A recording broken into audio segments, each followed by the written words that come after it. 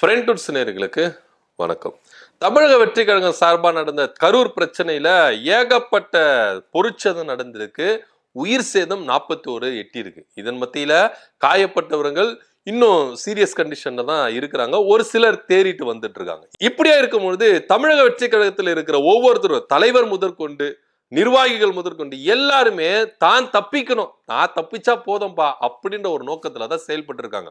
இன்னைக்கு இவ்வளவு பெரிய சம்பவம் நடந்திருக்கு. இது தமிழக வெற்றி கழகம் பொறுப்பெடுத்துக்கணும் அப்படின்னு சொல்லிட்டு அரசியல் வட்டாரத்தில் நிறைய அரசியல் கட்சி தலைவர்கள், விமர்சகர்கள், பத்திரிகையாளர்கள், செய்தியாளர்கள் எல்லாருமே ஒரு குற்றச்சாட்டை முன்வைக்கிறாங்க. தமிழக வெற்றி கழகம் தான் இதுக்கு பொறுப்பெடுத்துக்கணும். மூத்த பத்திரிகையாளர் மணி அவர்கள் என்ன சொல்றாரு, அரசியல்ல இருந்து இந்த தமிழக வெற்றி கழகம் நீக்கப்பட வேண்டிய ஒரு கட்சி அப்படின்னு எல்லாம் ஓப்பனா ஸ்டேட்மெண்ட் கொடுத்திருக்காரு. சோ இப்படியாய் போயிட்டு இருக்கும் பொழுது தமிழக வெற்றி கழக தலைவர் அவர் என்ன சொல்றாருன்னா, என் மேல தப்பு இல்ல, தமிழக வெற்றி கழகம் மேல தப்பு இல்ல, முழுக்க முழுக்க திமுக மேலதான் தப்பு. சிஎம் சார் என்ன பழி வாங்கணும்னா என்ன பழி வாங்குங்க, எனக்காக இருக்கிறாங்க பாருங்க தொண்டர்கள், நிர்வாகிகள், அவங்க மேல பழி வாங்காதீங்க, அவங்க மேல கேஸ் போடாதீங்க அப்படின்றாரு. இவர் யாரை காப்பாத்துறாரு? புசியானந்த், நிர்மல்குமார், மாவட்ட செயலாளர், பொருள் எல்லாரையும் காப்பாத்துறதா நினைக்கிறார் கண்டி, தானும் காப்பாத்திக்கிறாரு கண்டி. இதுக்கு யாருமே பொறுப்பெடுத்துக்கவே இல்லை. இப்போ உதாரணத்துக்கு ஒரே ஒரு விஷயம் சொல்றேன் கேளுங்க. திமுக நிகழ்ச்சியில இந்த மாதிரி ஒரு உயிர் சேதம் வந்திருந்தா தமிழக வெற்றி கழக தலைவர் சும்மா இருந்திருப்பாரா? எதிர்கட்சி தலைவர்கள் சும்மா இருந்திருப்பாங்களா? இன்னைக்கு விஜய்க்கு அவர்களுக்கு வரிந்து கட்டின்னு வராங்க. ஒரு பக்கம் பாஜக, ஒரு பக்கம் எடப்பாடி. இவங்க எல்லாருமே சும்மா இருந்திருப்பாங்களா?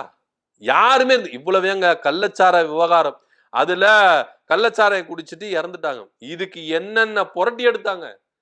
இப்போ இந்த விஷயமே திமுக கூட்டத்துல நடந்திருந்தா இவ்வளோ சும்மா இருந்திருப்பாங்களா? இந்நேரம் வரிஞ்சு கட்டின்னு வந்திருக்க மாட்டாங்க. இப்ப இவங்களுக்கு நடந்தா ஒரு நீதி, மத்தவங்களுக்கு நடந்தா ஒரு நீதி அப்படின்ற மாதிரி தான் விஜய் அவர்கள் பேசுறாரு. இவருடைய கூட்டத்துல இவருக்காக பார்க்க வந்தவங்க தான் இறந்திருக்கிறாங்க.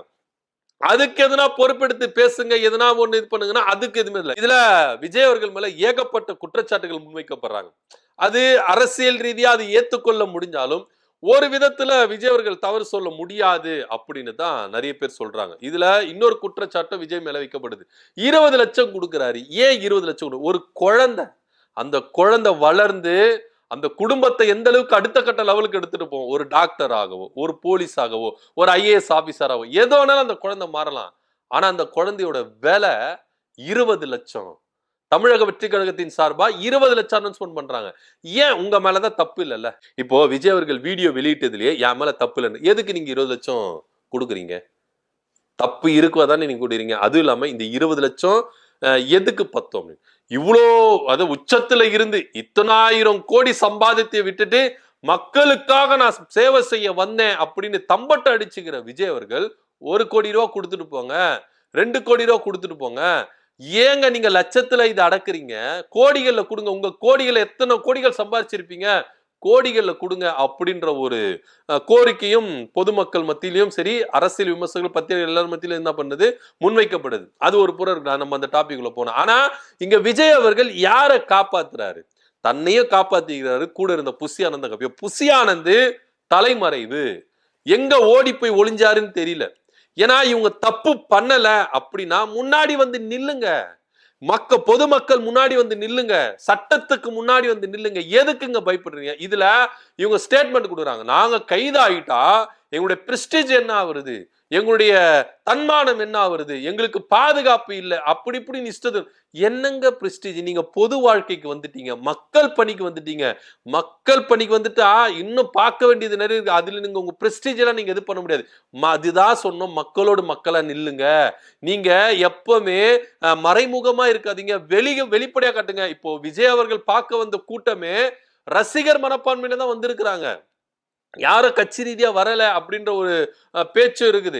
இப்படியா இருக்கும் பொழுது விஜய் அவர்கள் தன்னையும் தன்னுடைய நிர்வாகிகளை காப்பாத்திக்கணும் அப்படின்னு அதனாலதான் சொல்றாரு, சிஎம் சார் பழி வாங்கினா என்ன பழி வாங்குங்க, அடுத்தவங்களை பழி வாங்க. இப்போ விஜய் அவருடைய அந்த வக்கீல் டீம் இருக்கிறாங்கல்ல, இவங்க எல்லாருமே புசியானதை காப்பாத்தணும், நிர்மல் குமாரை காப்பாற்றணும். இவ்வளவு ஏன் யூடியூபர் ஜெரால்டு தமிழக வெற்றி கழகத்துக்கு ஆதரவா பேசினாரு, அவரை போயிட்டு அரெஸ்ட் பண்ணிட்டாங்க, உடனே ஜாமீன்ல வெளியே கொண்டு வராங்க. கைதாகவே இல்ல, முன்ஜாமீன் கேட்கிறாங்க புசியானந்துக்கும் நிர்மல்குமாருக்கும். ஆனா அந்த கரூர் மேற்கு மாவட்ட செயலர் மதியழகனும் பொருளாளர் பவுன்ராஜும் இவங்களை வந்து என்ன பண்ணல, இவங்களை வந்து ஜாமீன்ல எடுக்கல, முன்ஜாமீனே கேட்கல, அவங்கள அரெஸ்ட் பண்ணிட்டு போயிட்டாங்க. இதுதான் விஜய் கட்சியோட மனப்பான்மை இருக்கு. மாவட்ட செயலர் ரெக்கெடு கட்டினா போட்டோம், பொருளாளர் ரெக்கெடு கட்டினா போட்டோம், பொதுச் செயலாளர் நாங்க சேஃபா இருந்தா போதும் அப்படின்ற ரேஞ்சில தான் புசி ஆனந்த் ஓடி போய் ஒளிஞ்சுக்கிட்டு இருக்காரு. இவங்க தப்பு பண்ணலன்னா, மக்கள் இவங்க மேல குறை சொல்லனா, மக்கள் இவங்களோட தான் இருக்கிறாங்க அப்படின்னா ஏன் நீங்க ஓடி போய் ஒளிஞ்சிரீங்க? மக்கள் மன்றத்துக்கு முன்னாடி வாங்க, சட்டத்துக்கு முன்னாடி வாங்க, ப்ரூவ் பண்ணுங்க, எங்க மேல தப்பு இல்லை அப்படின்றத ப்ரூவ் பண்ணுங்க. புசி ஆனந்த் பேசின வீடியோ இருக்கு. தமிழக வெற்றி கழகத்தில் இருக்கிற வழக்கறிஞர்கள் எல்லாருமே வந்து என்ன பண்றாங்க, பேட்டி கொடுக்குறாங்க.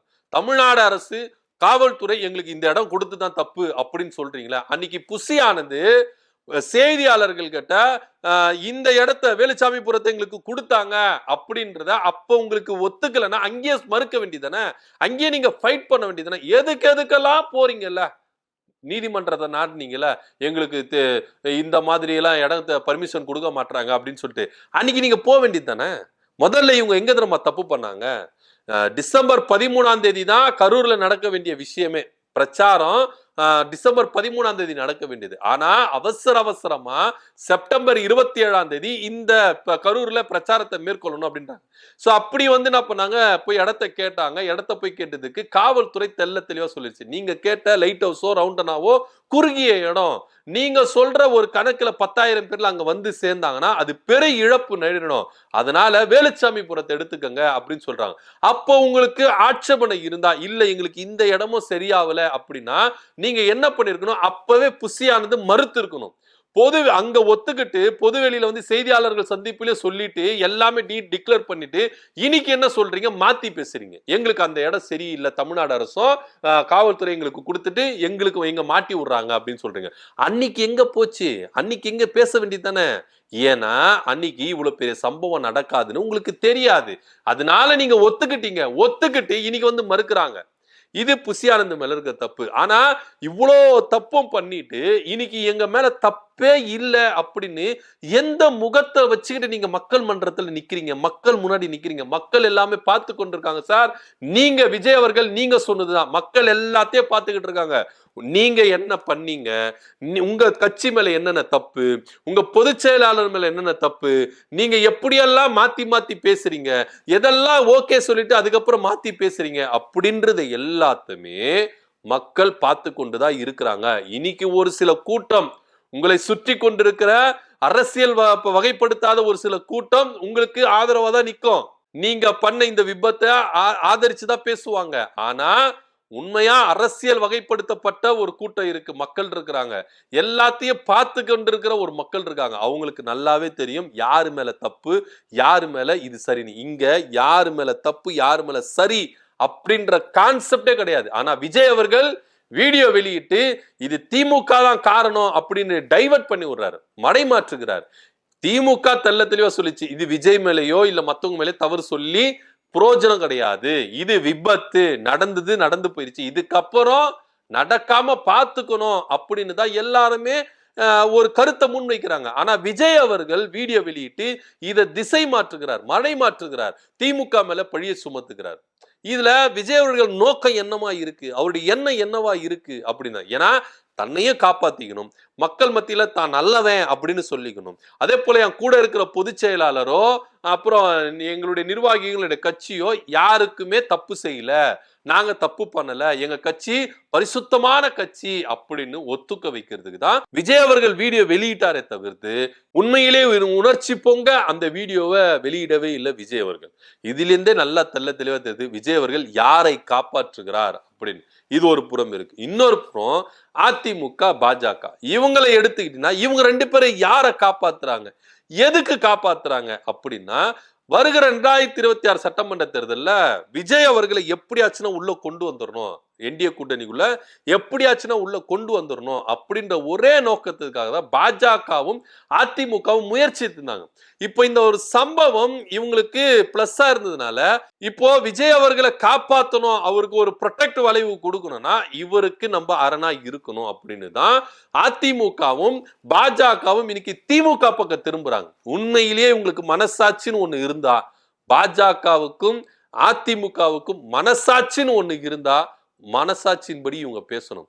இதே எடப்பாடி பழனிசாமி 2 நாளுக்கு முன்னாடி எங்க கூட்டத்தை நடத்தி இருக்கிறாரு கரூர்ல இந்த சம்பவம் நடக்கிறதுக்கு முன்னாடி.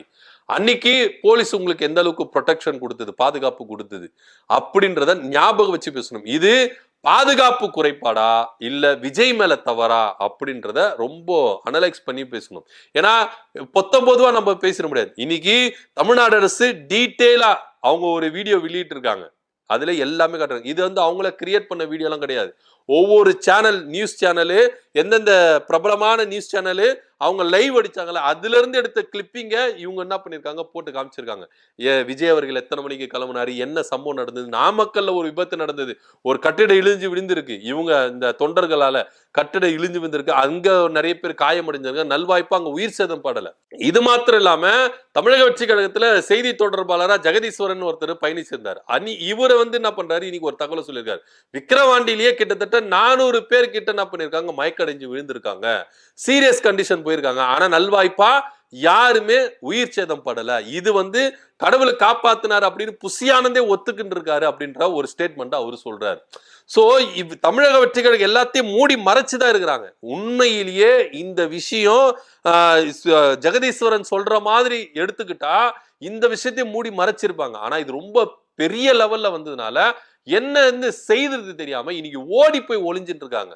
உண்மையிலே தமிழக வெற்றி கழகத்து மேல தவறு இல்ல, விஜய் மேல தவறு இல்ல, புசி ஆனந்த் மேல தவறு இல்ல, நிர்மல்குமார் மேல தவறு இல்ல அப்படின்னா இன்னைக்கு யாருமே ஓடி ஒளிஞ்சிருக்க மாட்டாங்க. விஜய் அவர்கள் 3 நாள் கழிச்சு வீடியோ வெளியிட்டு இருக்க மாட்டார். அன்னைக்கு நைட்டே இல்ல மறுநாள் காலையிலேயே இவர் வீடியோ வெளியிட்டு இருப்பார். ஏன்னா இவங்களுக்கு காலதாமதம் எடுத்துக்கொள்ளப்பட்டது. கேட்டா இந்த துயரத்திலிருந்து நான் மீள முடியாம இருந்தேன் அப்படின்றார். எல்லாம் சுத்த பொய், பயங்கரமான பொய்யை பேசுறார் விஜய் அவர்கள். அவர் வீடியோ வெளியிட்டதுல எதுவுமே உண்மை இல்ல, இது காழ்ப்புணர்ச்சியோட வீடியோ வெளியிட்டு இருக்கிறாரு அப்படின்னு தான் இதுல எடுத்துக்கொள்ள வேண்டியதா இருக்குது. இப்போ 3 தனிப்படைகளை அமைச்சிருக்காங்க புசி ஆனந்த தேர்றதுக்கு. ஏன்னா அந்த அளவுக்கு குற்றம் சொல்லுது. ஏன்னா இவங்கள A1 A2 அப்படின்ற மாதிரி இருக்காங்க. ஏன்னா வழக்கு தொடரப்பட்டிருக்கு, கைது பண்ணி ஆகணும். சோ அதனால இவங்களுக்கு எப்படியாச்சுன்னா முன்ஜாமீன் வாங்கிடணும் அப்படின்னு சொல்லிட்டு தான் இவ்வளோ என்ன பண்றாங்க, எக்ஸ்போஸ் பண்ணி என்ன பண்ணாங்க, முயற்சித்தாங்க.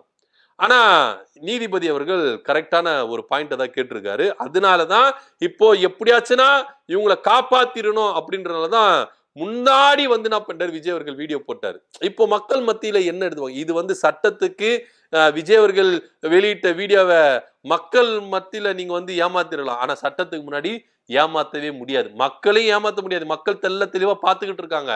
நீங்க என்ன மாதிரி ஆக்டிங் கொடுக்குறீங்க, என்ன மாதிரி டைலாக் பேசுறீங்க, உங்களுக்கெல்லாம் டைலாக் பேசி சொல்லிக் கொடுக்கணுமா, உங்களுக்கெல்லாம் ஆக்டிங் எல்லாம் பேசி சொல்லிக் கொடுக்கணுமா, படத்திலேயே ஒருத்தனை உட்கார வச்சு எப்படி அழ வைப்பீங்க, சிரிக்க வைப்பீங்க அப்படின்றதெல்லாம் நம்மளுக்கு பார்த்துதான் இருக்கு. இதே விஜய் படத்துல ஆடி இருக்கும், பாடி இருக்கும், அழுது இருக்கும், சிரிச்சிருக்கும். ஆனா இப்ப அதேதான் விஜய் அவர்கள் அரசியலையும் என்ன பண்றாரு, ஒரு டைலாக்க சூப்பரா எமோஷனலா என்ன பண்றாரு, அந்த சீனை கிரியேட் பண்ணி போட்டிருக்காங்க. இதுக்கு ஆஸ்கார் விருதை கொடுக்கணும். உண்மையிலேயே இதுக்கு எல்லா தேசிய விருது எல்லா விருதும் கொடுத்துடணும். விஜய் அவர்களுக்கு இந்த வீடியோக்கு எல்லா விருதும் கொடுக்கணும் அப்படின்னு தான் நெட்டிசன்கள் ஒரு பக்கம் என்ன பண்றாங்க, வச்சு செஞ்சுட்டு இருக்கிறாங்க. இதனிடையில விஜய் அவர்கள் புசி ஆனந்தையும் தன்னையும் நிர்மல்குமார் தன்னுடைய நிர்வாகிகளை காப்பாற்றணும். யார் இறந்தா என்ன, யார் எக்கேடு கெட்டு போனா என்ன, நாங்க தப்பிச்சுக்கணும், எங்க மேல தப்பு இல்லை அப்படின்ற உணர்த்துக்காக தான் விஜய் அவர்களும் புசி ஆனந்தங்களும் ஓடி போய் ஒளிஞ்சிட்டு இருக்காங்க. என்ன நடக்க போகுது அப்படின்ற பொறுத்து பார்க்கலாம். புசி ஆனந்த் அவர்கள் தலைமறைவா இருக்கிறாரு. அவரை தேடி கண்டுபிடிக்கிறது 3 தனிப்படை அமைச்சிருக்காங்க காவல்துறை. இதை பத்தியோட கருத்து என்ன அப்படின்ற கீழே கமெண்ட் பண்ணுங்க. நன்றி, வணக்கம்.